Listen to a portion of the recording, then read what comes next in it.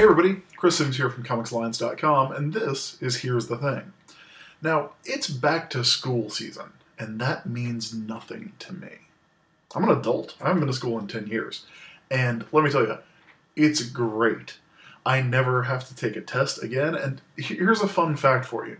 I got out of bed today at 3 o'clock in the afternoon. It's not a joke. That's real. Enjoy algebra. But at the same time, I'm still really passionate about education, specifically because comics make really great educational tools. They've had this bad rap ever since they started, as being things that rot the minds of America's youth. That was kind of the whole Frederick Wortham Seduction of the Innocent Senate hearings thing, where comics were having a detrimental effect on kids and interfering with their education. That's not true. The thing about comics is that they make great educational tools. It's that Scott McCloud thing we've talked about before. Words and pictures going together. It's the easiest way to teach people things. That's why Will Eisner did comics for the military.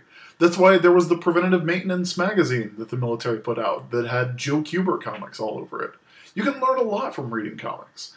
I learned what a nuclear reactor was from an issue of Batman when I was a kid.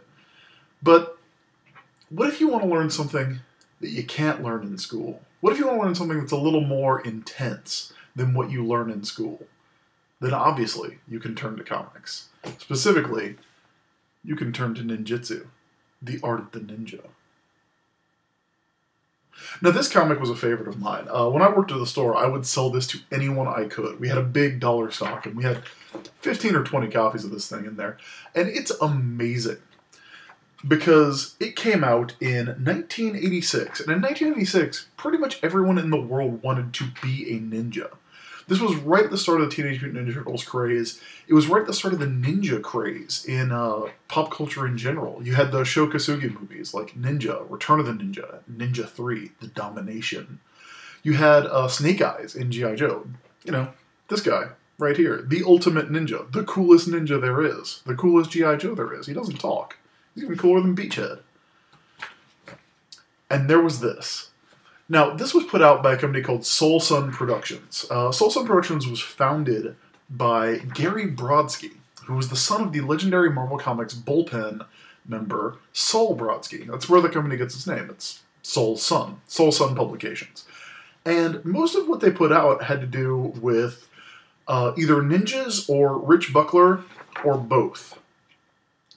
That's an ad for Codename Ninja, the book that was coming out that Ninjutsu, the art of the ninja, was ostensibly a promotion for. Because what you have in here is ads for all of the other Soul Sun Publications books. And just in case you didn't think this actually came out in 1986, here's an ad for Reagan's Raiders. They take over where Rambo left off. And so the kids would go to the store, they would pick this up, hoping that it would be a guide to being a ninja. And then they would get ads for all the other stuff that they would then go and bug their parents into buying. This was a core marketing strategy of the black and white boom of the 80s, and it's amazing.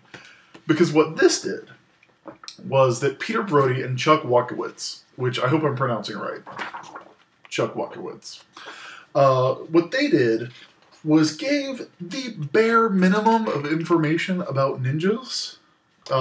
Like, here's the origins of ninjutsu. It's, you know, like 75 words. It's fine. That's all you need to know.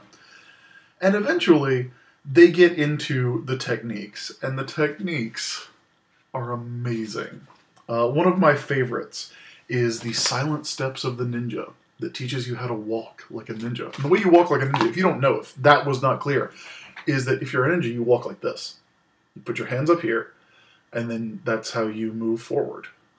It seems like it would be kind of difficult. I can't really see anything right now because my hands are directly in front of my eyes.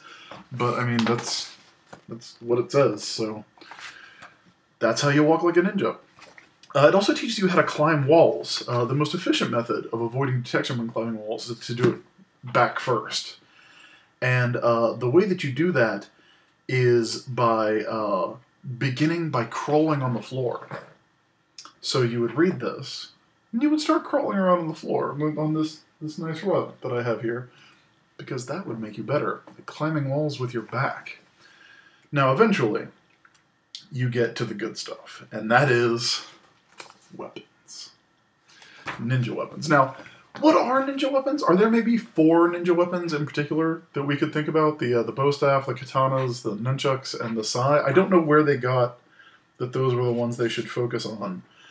But they also threw in shuriken knives, the kusari fundo, which is disguised as a small stick, and throwing darts. They teach you how to hide by drawing ninjas hiding, which seems like it would be a really easy thing to do. This is educational. This is what comics can teach you. They can teach you how to be a ninja. This isn't the only one either. I just recently wrote on Comics Alliance about the, also from Soul Sun Publications, the Teenage Mutant Ninja Turtles Authorized Martial Arts Training Manual. It says 25 cents. I paid significantly more than that on eBay. But whatever.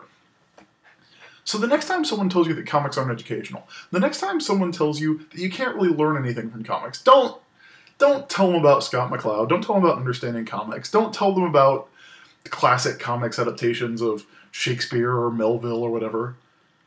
Tell them about ninjutsu, the art of the ninja, and what you learned from reading this. Find it in a quarter bin near you and learn how to escape from those who would oppose you by throwing pocket sand in their faces. This is good stuff. This is education. Have fun in algebra. This has been another episode of Here's the Thing.